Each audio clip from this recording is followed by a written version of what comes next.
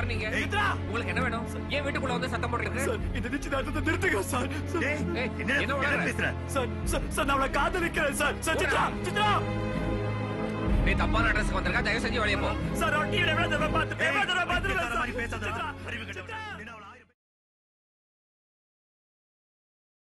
I remember, like, when I was 3 years old, 4 years old, every night my father used to tell me stories. Most of these stories were from the Mahabharata or the Ramayana, and he could kind of enact them, he could kind of enact them, and in the end, he would fall down like a fallen warrior on the bed, and that would be my cue to fall down and go to sleep. So I presume that was kind of the starting point. Post my graduation, I joined a part-time acting course in a place called Sriram Center for Performing Arts. I think you should move back a little bit to get the real impact. Too close and you can see the daubs and streaks. Too far and you can see the blotches. You see, for the impressionist, it's crucial to find the right distance, the correct spot for viewing.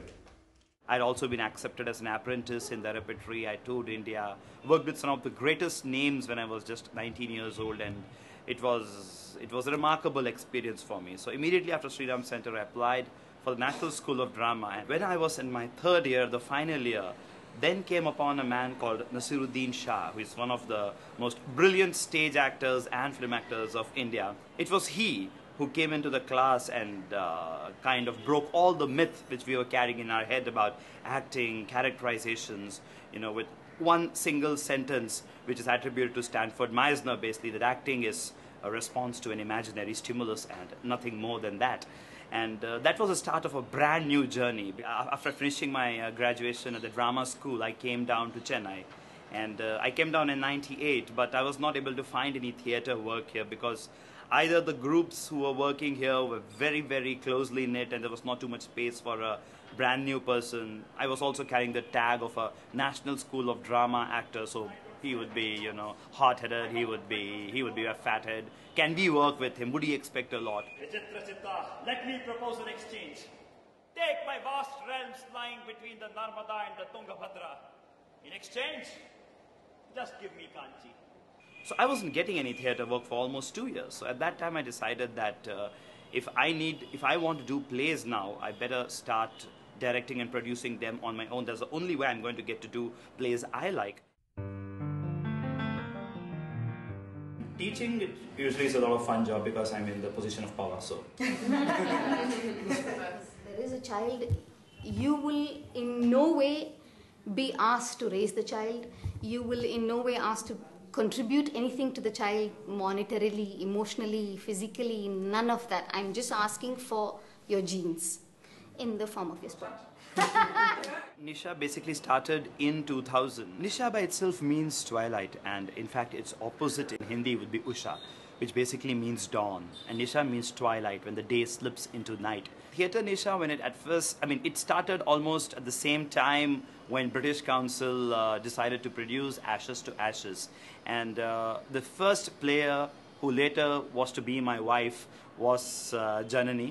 She was studying in second year college at that time. I wouldn't call it love at first sight or anything, but it was definitely crush at first sight. So I got interested in theatre. We did a couple of plays together. First Theatre Nisha play we acted, me and Bala. It was Harold Pinter's Ashes to Ashes. So that's how it started. When one started working with other actors in Theatre Nisha, a lot of them newcomers, first time who had come to do theatre, everyone had an idea, their own personal idea of what acting was about, which basically was creating travesties of emotions. So there was a big struggle for us to unload all that baggage, start from zero. The results and what used to happen to us when we used to live those moments. Now, those moments were really miraculous. I think one of the most interesting things about working with Bala is that he lets you be, and he's not rigid, and he's not saying you have to do this and you have to do that, and he really lets you evolve as an actor and as a person. So I think working with the theatre company, working with drama has in a lot of ways been therapeutic for me as well, and it's helped in finding a very strong sense of self. So what we talk about is break those chains, break those fetters, free yourself, and respond as to what is occurring within yourself at that time. So as David Mamet says, end of the day, actors are ordinary people with extraordinary determination. One very important thing about the work which we have been doing, with the danger of it sounding pompous, has been that we have always said that we are not here about creating the perfect play. It's more for us about creating better human beings. My grandfather was born in a small town in Kerala, Patanjeri. He migrated at the age of 19 to Jakarta. He was not educated. So a lot of people who are in Theatre Nisha are also here because of the therapeutic value which theatre provides.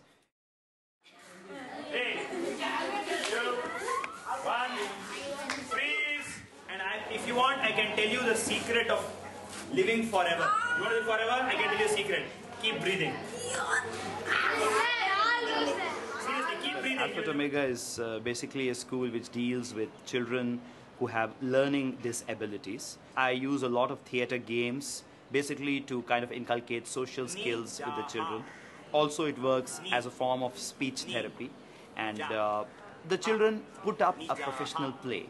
So they have to go through the same rigmaroles as any other professional actor, wherein they have to learn the lines, they have to understand the character. And when the children go through this process, because it's so much about fun, because it's so much about exploring themselves, they enjoy it, and learning suddenly becomes very entertaining for them. End of the day, what happens is that we try to give these children confidence. In practical life, we hardly ever speak the truth. Whether this concept of being honest is practical in real life, I don't know. Whereas on stage, we always speak the truth and enjoy the honesty of that moment.